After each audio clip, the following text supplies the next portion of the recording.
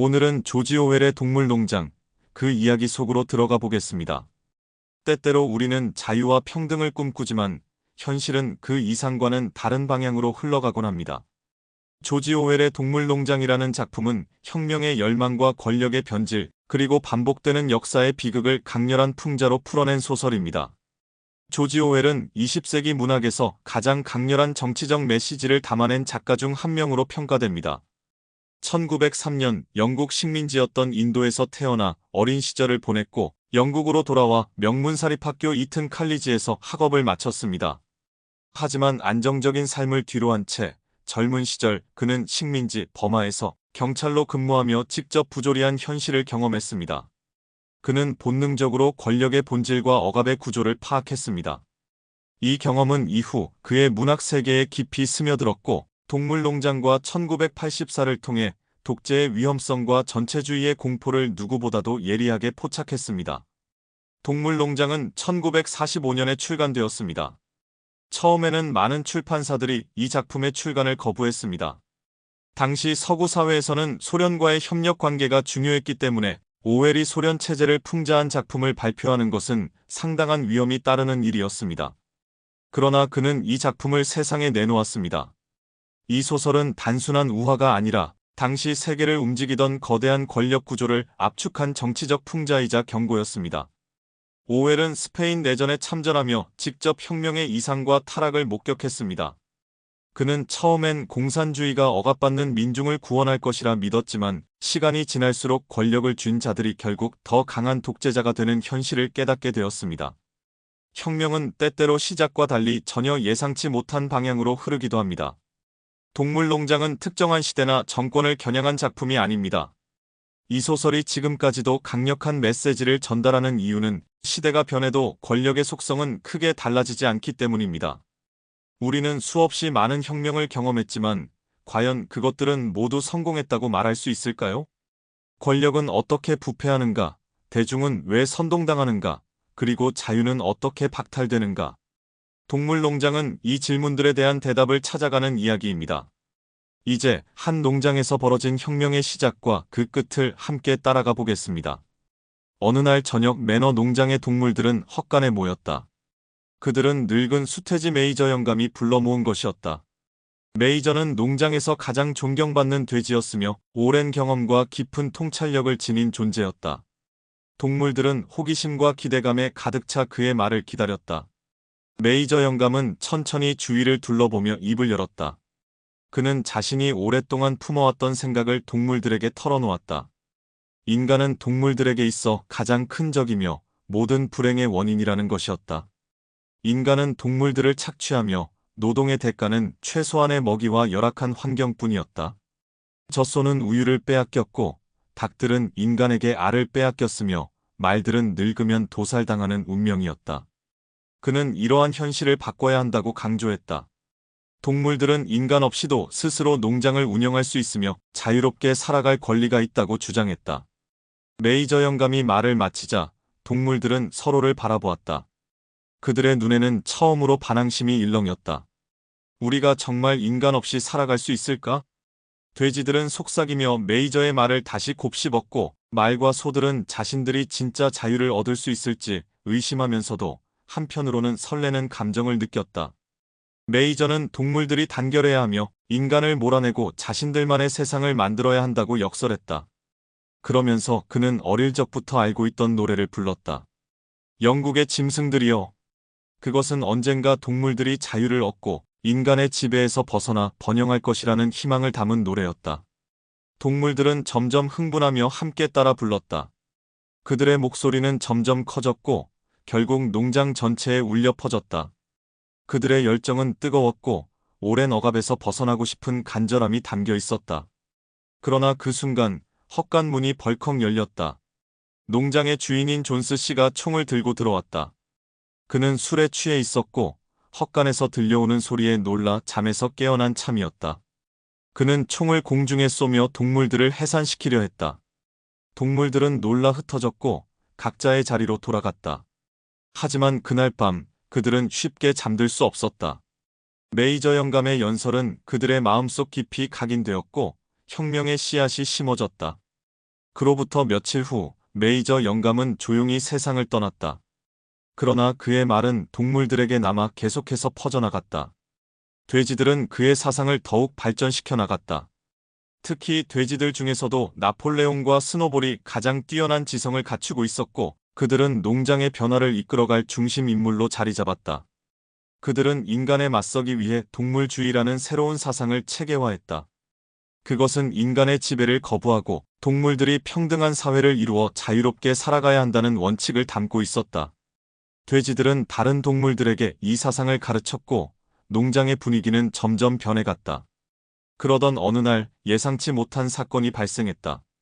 존스 씨는 평소보다 더 많은 술을 마셨고 농장 관리를 소홀히 했다. 동물들은 굶주렸고 점점 불만이 쌓였다. 결국 한밤중 동물들은 마구간을 박차고 나와 창고로 몰려갔다. 그들은 배고픔을 견디지 못하고 사료를 먹기 시작했다.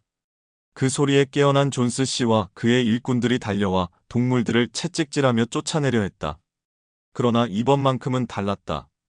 동물들은 본능적으로 서로를 지켜야 한다는 것을 깨달았다. 돼지들이 선두에 서서 소리쳤고 소, 양, 말들이 힘을 합쳐 인간들에게 맞섰다. 닭들은 날아올라 인간들의 얼굴을 쪼았고 개들은 이빨을 드러내며 위협했다. 존스 씨와 일꾼들은 당황했고 결국 동물들의 저항에 밀려 농장을 떠날 수밖에 없었다. 아침이 밝았다. 농장은 고요했지만 그 침묵 속에는 묘한 긴장감이 감돌았다. 이제 농장에는 더 이상 인간의 모습이 보이지 않았다. 동물들은 한동안 아무 말 없이 서로를 바라보았다. 동물들은 흥분과 기쁨에 차 환호성을 질렀다. 인간이 사라진 농장, 이제는 오롯이 그들만의 터전이었다. 그들은 승리를 실감하며 서로를 격려했고 마침내 오랫동안 꿈꿔왔던 순간이 현실이 되었음을 깨달았다. 혁명은 성공했다. 그 순간만큼은 모두가 동등했고 자유와 희망이 농장을 가득 채운 듯했다. 이제 그들은 앞으로 어떤 삶을 살아가게 될 것인가?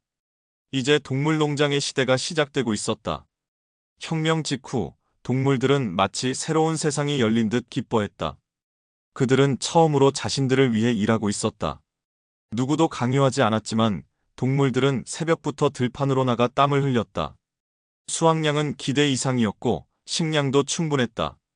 돼지들은 헛간벽에 7계명을 적었고 동물들은 그것을 읽으며 혁명의 정신을 되새겼다. 매일 아침 동물들은 서로를 바라보며 다짐했다. 우리는 인간처럼 되지 않을 것이다. 그동안 인간들의 지배 아래에서 게으름을 피우던 돼지들도 적극적으로 참여하는 듯 보였다. 그러나 실제로는 돼지들이 직접 노동을 하는 대신 다른 동물들을 감독하고 지시하는 역할을 맡았다. 스노볼과 나폴레옹은 점점 농장의 운영 방식을 두고 대립하기 시작했다. 스노볼은 동물들의 삶을 개선하려면 교육이 필수적이라고 믿었고 모든 동물들이 읽고 쓸 수 있도록 수업을 조직했다. 그는 글을 읽는 능력이 있어야 동물들이 인간의 지배로부터 완전히 벗어나 독립적인 존재가 될 수 있다고 주장했다. 반면 나폴레옹은 이러한 교육보다 다른 방법이 더 중요하다고 생각했다.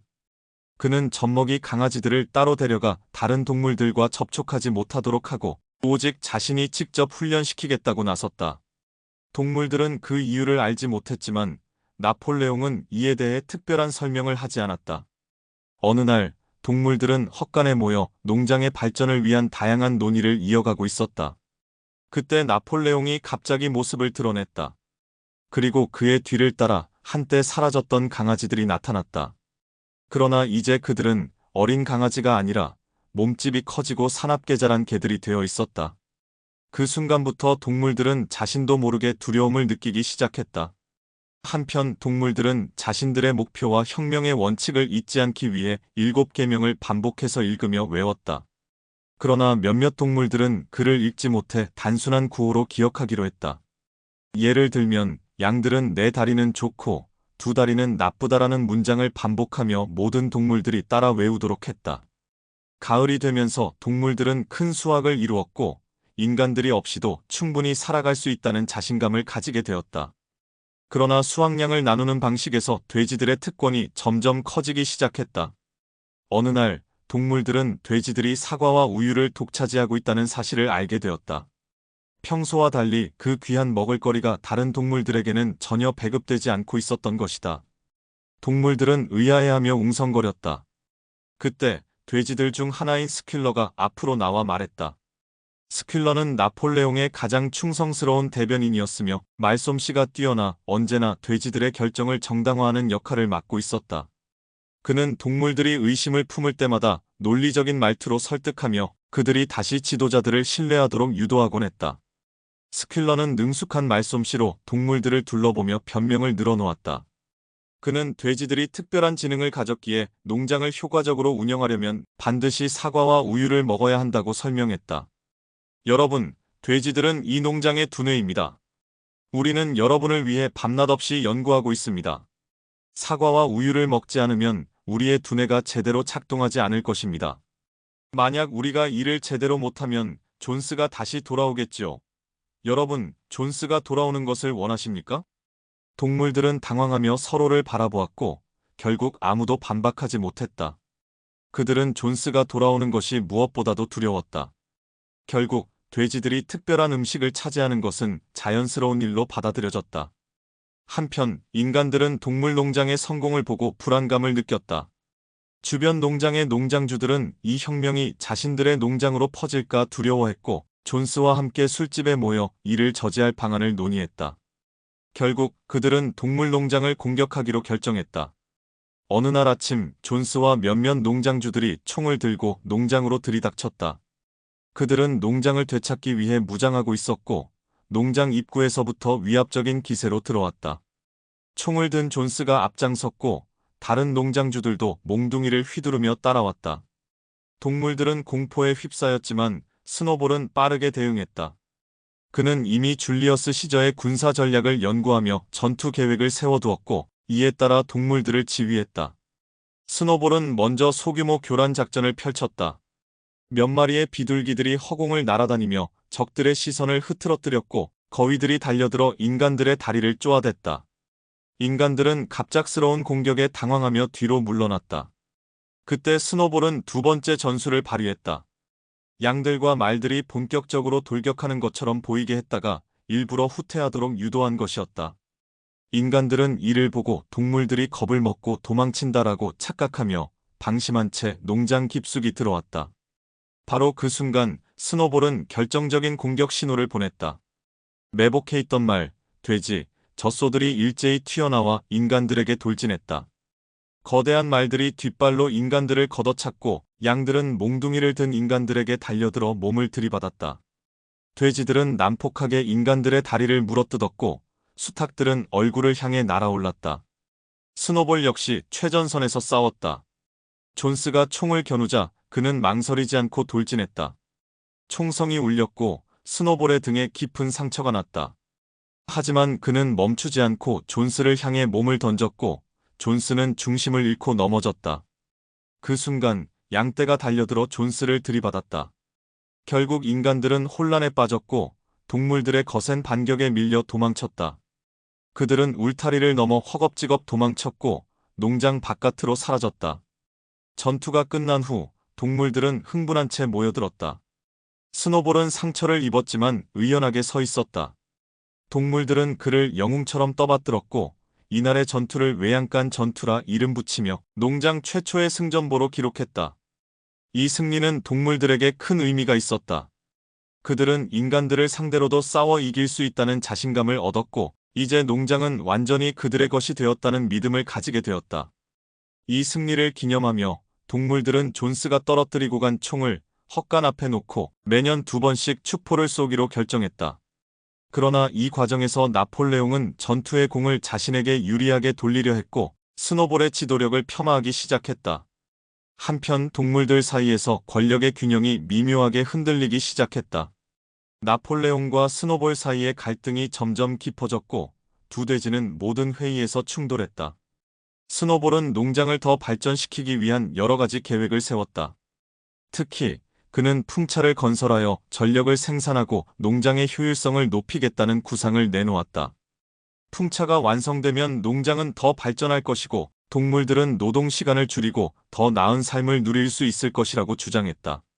그는 농장 전체를 위한 미래 청사진을 제시하며 동물들의 지지를 얻기 위해 연설을 했다. 그의 논리는 명확했고 많은 동물들은 그의 말에 설득되었다. 그러나 나폴레옹은 스노볼의 계획을 경계했다. 그는 풍차 건설이 시간 낭비이며 현실적으로 불가능한 일이라며 강하게 반대했다. 나폴레옹은 동물들에게 농장의 당면 과제는 생산량을 늘리는 것이며 풍차 건설은 불필요한 일이라고 주장했다. 하지만 그의 반대에도 불구하고 많은 동물들은 스노볼의 계획에 더 끌리는 듯했다.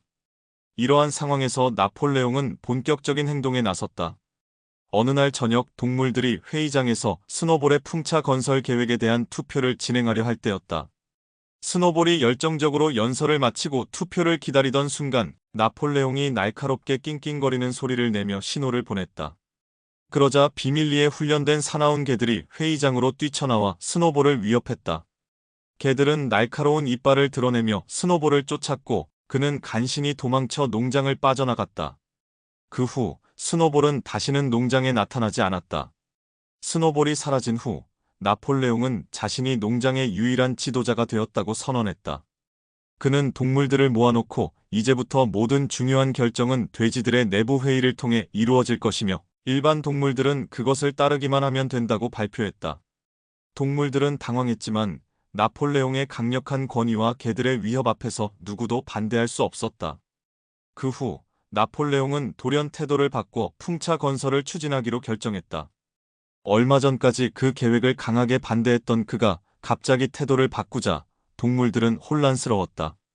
그러나 스퀼러는 나폴레옹이 처음부터 풍차 건설을 지지했지만 그것을 스노볼이 가로채려 했기 때문에 반대한 것이라고 설명했다. 동물들은 스퀼러의 말에 완전히 속아 넘어갔다. 이제 풍차 건설은 나폴레옹의 업적으로 여겨졌고 동물들은 다시금 지도자의 명령을 따르기로 했다. 풍차 건설이 시작되자 동물들은 다시 한번 힘을 합쳤다. 돌을 운반하고 벽돌을 쌓으며 땀 흘려 일했다. 하지만 풍차 건설은 결코 쉬운 일이 아니었다. 도구도 부족했고 날씨도 도와주지 않았다. 돌을 깨기 위해서는 절벽에서 떨어뜨려야 했고 무거운 돌을 운반하는 작업은 매우 고된 일이었다. 특히 말 복서는 자신이 더 많은 일을 해내야 한다는 생각에 더욱 헌신적으로 일했다. 그는 나는 더 열심히 일한다 라는 구호를 반복하며 자신의 몸이 부서질 듯한 노동도 마다하지 않았다. 그리고 클로버는 나이가 들었지만 여전히 농장에서 성실히 일하는 어미 말이었다. 그녀는 복서와 함께 농장의 주요 노동력이었으며 언제나 그를 걱정하며 살펴보곤 했다. 그러나 동물들은 점점 지쳐갔다. 그들의 식량은 점점 줄어들었고 노동 강도는 더욱 높아졌다. 시간이 흐를수록 나폴레옹의 권력은 더욱 강해졌다. 그는 스퀼러를 이용해 동물들에게 거짓 정보를 퍼뜨리며 자신을 정당화했다. 이제 동물들은 과거의 기억을 점점 잊어갔고 돼지들이 점점 인간과 닮아간다는 사실을 의식하지 못했다. 농장의 헌법이었던 7계명도 점차 변형되었고 어느 날 동물들은 그것이 원래 어떤 내용이었는지조차 기억하지 못하게 되었다. 나폴레옹은 자신의 권력을 유지하기 위해 잔인한 방법을 사용했다. 그는 개들을 이용해 반대하는 동물들을 탄압했고 심지어 공개 처형을 통해 공포 분위기를 조성했다. 이는 동물들에게 큰 충격을 주었으나 스퀼러는 나폴레옹 동지가 항상 올바른 판단을 한다며 그들을 세뇌했다. 동물들은 더 이상 스스로 생각하려 하지 않았고 오직 나폴레옹이 시키는 대로 따르는 것이 당연하다고 여겼다. 한편 농장의 상황은 점점 악화되고 있었다. 동물들은 굶주림과 피로 속에서 일해야 했으며 특히 겨울이 되자 먹을 것이 더욱 부족해졌다. 하지만 돼지들은 예외였다. 그들은 따뜻한 집에서 호화로운 식사를 즐겼고 점점 더 인간처럼 행동하기 시작했다. 복서는 이러한 상황에서도 낙관적인 태도를 유지하며 더 열심히 일해야 한다는 신념을 지켰다. 그는 농장을 위해 자신의 몸을 혹사하며 하루 종일 일했지만 결국 지쳐 쓰러지고 말았다. 나폴레옹은 복서를 병원으로 보내 치료받게 하겠다고 발표했다. 동물들은 이를 듣고 안심했다. 하지만 클로버는 이상한 점을 발견했다. 복서를 태운 마차에 말 도살장이라는 글자가 적혀 있었던 것이다. 클로버는 경악하며 소리쳤지만 마차는 이미 농장을 벗어나고 있었다. 나폴레옹과 스퀼러는 동물들에게 병원의 마차가 잠시 도살장의 마차를 빌린 것뿐이라고 설명했다. 복서를 태운 마차가 시야에서 사라지자 동물들은 한동안 아무 말도 하지 않았다. 클로버는 무거운 발걸음으로 마구간으로 돌아갔다. 복서가 사용하던 낡은 밧줄이 그대로 남아 있었다. 몇몇 말들이 밧줄을 바라보며 조용히 흐느꼈다. 하지만 다음 날 아침 스퀼러는 말끔한 얼굴로 나타나 말했다. 여러분, 복서는 최고의 치료를 받고 평온하게 눈을 감았습니다. 그리고 그의 마지막 말은 이것이었습니다. 나폴레옹 동지를 믿어라. 그러자 동물들은 슬픔도 잊고 스퀼러가 전하는 말을 믿으려 애썼다. 그들은 복서가 도살당했다는 사실을 직감하면서도 더 이상 생각하기를 포기했다. 그들의 가장 성실한 동료가 버려졌음을 모두 알고 있었다. 복서의 죽음은 농장의 분위기를 더욱 침울하게 만들었다. 그러나 나폴레옹은 이 사건을 기념하기 위해 복서를 위한 성대한 추도식을 열었다. 그는 복서가 혁명과 농장의 발전을 위해 자신을 희생한 영웅이라고 칭송하며 그의 헌신을 본받아 더욱 열심히 일해야 한다고 동물들에게 강요했다. 동물들은 복서를 잃은 슬픔을 가슴에 품고 묵묵히 일을 계속했다. 그들은 이제 자신들이 무엇을 위해 싸우고 있는지조차 혼란스러웠다. 나폴레옹의 지배 아래에서 그들은 더 이상 자유롭지 않았다. 농장의 계절이 바뀌면서 동물들은 점점 더 피로해졌다. 나폴레옹의 통치는 강압적이었고 그의 명령은 절대적이었다. 동물들은 이제 아침부터 밤까지 일해야 했으며 식량은 점점 줄어들고 있었다. 하지만 나폴레옹과 돼지들은 따뜻한 헛간에서 푸짐한 식사를 하며 편히 지냈다. 그들은 농장의 주인처럼 행동했고 점점 인간과 비슷해지고 있었다. 겨울이 되자 식량 부족이 심각해졌다. 곡식 창고는 텅 비어갔고 동물들은 배고픔에 시달렸다. 나폴레옹은 이에 대한 불만을 잠재우기 위해 더욱 강력한 통제를 시작했다. 스퀼러는 매일 동물들에게 나폴레옹이 얼마나 훌륭한 지도자인지 그리고 농장의 생산량이 과거보다 얼마나 증가했는지를 강조했다. 그러나 동물들은 그가 말하는 숫자들이 현실과 다르다는 것을 알고 있었다. 배는 고팠고 몸은 지쳐갔다. 그러던 어느 날 나폴레옹은 인간들과 거래를 하기 시작했고 점점 더 인간과 같은 생활 방식을 받아들이게 되었다. 그는 농장에서 생산된 달걀과 젖소의 우유를 팔아 인간들에게서 양곡을 구입했다. 이 소식을 들은 닭들은 격분했다. 그들은 자신들의 달걀을 인간들에게 넘기는 것을 거부하며 반란을 일으켰다. 닭들은 둥지에서 알을 낳지 않고 곡식 창고의 지붕 위에서 알을 깨뜨리며 저항했다. 하지만 나폴레옹은 이를 용납하지 않았다. 그는 개들을 풀어 닭들을 탄압했고 식량 공급을 차단했다. 결국 닭들은 굶주림에 시달리다가 항복할 수밖에 없었다. 몇몇 닭들은 저항하다가 굶어 죽기도 했지만 나폴레옹과 스퀼러는 이를 단순한 사고로 치부하며 무시했다.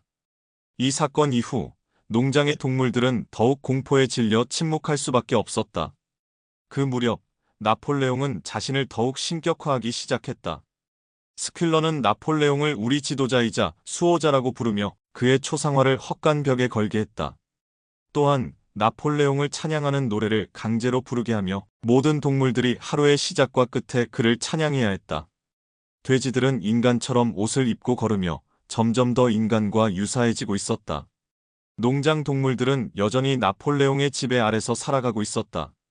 처음 혁명이 일어났을 때 품었던 희망과 열정은 이제 사라지고 대신 두려움과 피로가 그 자리를 차지했다. 나폴레옹은 점점 더 독재자로 변해갔고 그의 명령은 절대적인 것이 되었다. 동물들은 하루하루 고된 노동에 시달리면서도 반항할 엄두를 내지 못했다. 나폴레옹은 자신의 통치를 정당화하기 위해 점점 더 세뇌에 가까운 선전 활동을 펼쳤다. 스퀼러는 끊임없이 동물들에게 현재의 삶이 과거보다 훨씬 낫다고 설득했다. 모든 동물이 풍요로운 생활을 하고 있다고 주장했다. 하지만 현실은 달랐다. 동물들은 점점 더 적은 식량을 배급받았고 특히 말과 소 같은 큰 동물들은 굶주림에 시달렸다. 첫 번째 풍차 건설은 혹독한 노동과 혹한 속에서 진행되었고 동물들은 돌을 나르며 힘을 다해 작업했지만 얼마 지나지 않아 폭풍이 몰아쳐 풍차가 완전히 무너졌다. 풍차가 무너진 순간 동물들은 한동안 아무 말도 하지 못했다. 몇몇 말들은 멍한 표정으로 무너진 벽돌 더미를 바라보았다. 이렇게 힘들게 지은 건데 이게 다 무너졌다고? 클로버는 풍차가 있던 자리를 바라보다가 조용히 눈물을 흘렸다. 그러나 나폴레옹은 단호했다. 그는 동물들에게 외쳤다. 스노볼의 짓이다. 우리가 스노볼의 음모에 굴복하지 않도록 다시 풍차를 세워야 한다. 지친 동물들은 나폴레옹의 말에 속아 넘어갔다. 그들은 다시 한번 돌을 나르기 시작했다. 하지만 이번에는 예전처럼 희망에 차 있지 않았다. 그저 해야 하는 일이기 때문에 하는 것일 뿐이었다. 그는 동물들에게 더욱 헌신적으로 일할 것을 요구했고 풍차 재건을 명령했다. 두 번째 풍차 건설은 더욱 가혹한 노동을 동반했다. 식량 부족과 추운 겨울 속에서도 동물들은 쉼없이 일해야 했으며 일부 동물들은 과로로 쓰러졌다. 하지만 풍차가 완공되기도 전에 인간 농장주들의 공격을 받아 다시 무너지고 말았다. 이번에도 나폴레옹은 스노볼의 사주를 받은 인간들의 소행이라며 동물들을 선동했고 그들을 더욱 단결시키는 데 이용했다. 시간이 흐를수록 동물들의 삶은 더욱 힘들어졌다. 처음 혁명이 일어났을 때 그들이 꿈꾸었던 평등한 사회는 완전히 사라지고 대신 돼지들의 독재와 강압적인 통제만이 남았다. 그 와중에 풍차는 세 번째로 재건되었지만 더 이상 동물들을 위한 것이 아니었다. 풍차는 전기를 공급하는 것이 아니라 밀가루를 생산하기 위한 곡물 분쇄기로 활용되었다. 동물들은 자신들의 노동으로 이루어낸 풍차가 결국 돼지들과 인간들에게 더 많은 이익을 가져다 주기 위한 것이라는 사실을 깨달았다. 하지만 이미 너무 지쳐 있었고 저항할 힘도 남아있지 않았다. 나폴레옹은 점점 더 인간처럼 행동하기 시작했다. 그는 이제 완전히 인간 농장주들과 어울렸으며 다른 농장과 무역을 하고 술을 마시며 지냈다. 돼지들은 옷을 입었고 걸음걸이마저 인간과 비슷해졌다. 어느 날 동물들은 충격적인 광경을 목격했다. 돼지들이 마침내 두 발로 서서 걷고 있었다. 그것은 농장 동물들에게 충격 그 자체였다. 처음 혁명이 시작되었을 때 네 발은 좋고 두 발은 나쁘다라는 구호를 외치던 양들은 이제 새로운 구호를 배웠다. 네 발은 좋고 두 발은 더 좋다. 동물들은 넋이 나간 채 돼지들을 바라보았다. 그들은 한때 인간의 억압에서 벗어나 자유를 얻고자 했지만 이제 돼지들이 완벽하게 인간과 똑같아지고 있음을 목격하고 있었다. 그러던 어느 날 저녁 동물들은 헛간 벽을 지나가다가 이상한 점을 발견했다. 그들이 혁명이 시작된 후로 수없이 되뇌었던 7계명이 사라지고 대신 단 하나의 문장만이 남아있었다. 모든 동물은 평등하다. 그러나 어떤 동물들은 다른 동물들보다 더 평등하다. 처음에 동물들은 어리둥절했다. 어떤 동물들은 귀를 실룩이며 글자를 몇 번이고 소리내어 읽어보았다. 그들은 기억을 더듬었다. 모든 동물은 평등하다라는 문장은 맞는데 하지만 그 뒤는 저런 말이 있었던가? 동물들은 벽을 빤히 쳐다보며 웅성거렸다. 클로버는 옆에 있던 벤저민을 쳐다보았다. 벤저민은 농장에서 가장 오래된 당나귀였다. 그는 언제나 냉소적이었고 변화를 믿지 않았다. 벤저민, 네가 글을 읽을 줄 알잖아. 이게 대체 무슨 뜻이야? 벤저민은 한참 동안 아무 말 없이 그 문장을 바라보았다. 그는 한숨을 쉬지도 놀라지도 않았다. 그리고 담담하게 벽에 적힌 문장을 읽어주었다. 그제야 동물들은 모든 것이 이미 바뀌어 버렸다는 것을 깨달았다. 그리고 그들이 지금까지 믿어왔던 것이 얼마나 허망한 것이었는지를. 돼지들은 이제 완전히 인간처럼 변해 있었다. 그들은 집에서 침대에 누워 자고 술을 마시고 인간들과 함께 거래를 하며 살고 있었다. 이제 동물농장은 혁명 이전과 다를 바 없었다. 아니, 어쩌면 더 나빠졌을지도 모른다. 동물들은 헛간 벽을 한 번 더 바라보았다. 그 문장은 너무나도 당당하게 새겨져 있었다. 그리고 더 이상 그 어떤 것도 되돌릴 수 없다는 사실을 깨닫는 순간 그들 중 누구도 아무 말도 하지 않았다. 그저 조용히 등을 돌려 자신들의 자리로 돌아갔다. 그러던 어느 날 돼지들이 인간 농장주들을 초대해 농장에서 연회를 열었다. 돼지들은 인간들과 함께 앉아 술을 마시고 농장의 경영 방침에 대해 논의하고 있었다. 농장 주인인 필킹턴 씨는 얼굴이 붉어질 정도로 술을 들이켰고 나폴레옹과 건배하며 말했다. 이제 보니 여러분의 농장은 우리 인간 농장과 다를 바가 없군요. 아니, 어쩌면 더 훌륭할지도 모르겠습니다. 여러분은 노동자들에게 가장 적은 식량을 주면서도 반란을 걱정할 필요조차 없으니 말입니다. 그 말을 들은 인간 농장주들은 폭소를 터뜨렸고 그들과 함께 앉아있던 돼지들도 같은 웃음을 터뜨렸다. 술잔이 부딪히는 소리가 식당을 가득 채웠다. 그 모습을 창문 너머에서 조용히 지켜보던 동물들은 더 이상 놀라지도 않았다. 이 농장이 인간이 지배하던 시절과 다를 바 없다는 사실을 오래전부터 깨닫고 있었기 때문이다. 나폴레옹은 의기양양하게 술잔을 비운 뒤 자리에서 일어났다. 그리고 중대한 선언을 했다. 앞으로 동물농장이라는 이름은 사라질 것입니다. 이제 우리 농장은 본래의 이름, 매너 농장으로 돌아가겠습니다. 그 순간 동물들의 가슴속에 남아있던 마지막 희망마저 산산이 부서졌다. 그들은 더 이상 혁명을 이야기하지 않았다. 처음 혁명이 일어났을 때 그들은 자유를 꿈꾸었다. 그들은 인간이 사라진 세상에서 평등한 사회를 만들 것이라 믿었다. 그러나 이제 그들은 철저히 지배받는 존재가 되어 있었다. 더 이상 기대도 저항도 분노도 하지 않았다. 돼지들은 인간들과 어울려 카드게임을 하며 농담을 주고받았고 필킹턴 씨는 술잔을 기울이며 나폴레옹에게 말을 건넸다. 그런데 나폴레옹 씨, 당신네 돼지들은 왜 동물들과 동등하게 지내려 하지 않습니까? 그 말에 돼지들과 인간들은 동시에 웃음을 터뜨렸다. 그리고 그 순간 창문 너머에서 그들을 바라보던 동물들은 믿을 수 없는 광경을 목격했다. 돼지들과 인간들의 얼굴이 점점 하나처럼 변해가고 있었다.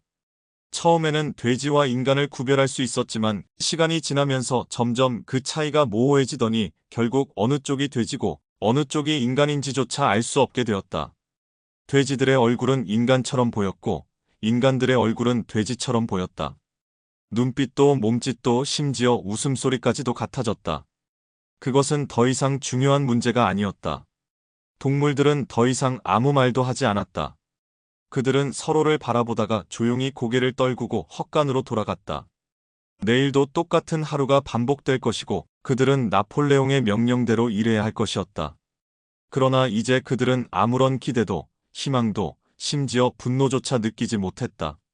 그렇게 농장의 혁명은 완전히 끝이 났다. 창문 밖에서는 여전히 돼지들과 인간들의 웃음소리가 섞여 울려 퍼지고 있었다. 이제 동물농장의 이야기가 끝났습니다. 조지 오웰은 동물농장을 통해 단순한 정치적 풍자를 넘어 권력의 본질과 인간 사회에 반복되는 비극을 이야기합니다. 혁명은 늘 자유와 평등을 약속하며 시작되지만 결국 그 권력을 쥔 자들이 또 다른 지배자가 되는 과정은 변함이 없습니다.